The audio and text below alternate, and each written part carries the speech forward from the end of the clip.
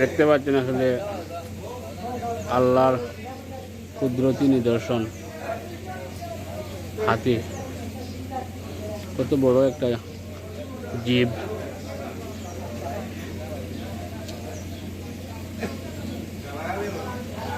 ঠুকর দেওয়াই দিয়ে কে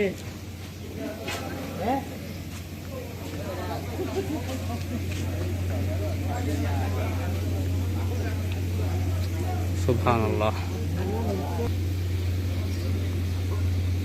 বাড়ির টাকায় আর ঠিক বাড়ির টাকায় আর ঠিক তো নাকি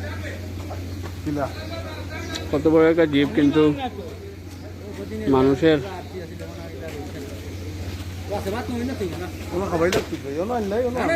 কোথায় পুষ মানে, তাও আল্লাহর একটা নিদর্শন।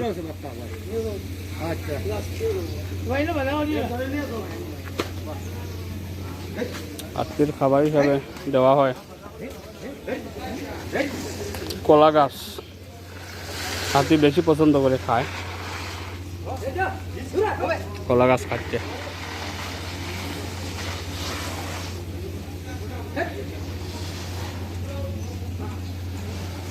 সুবহানাল্লাহ।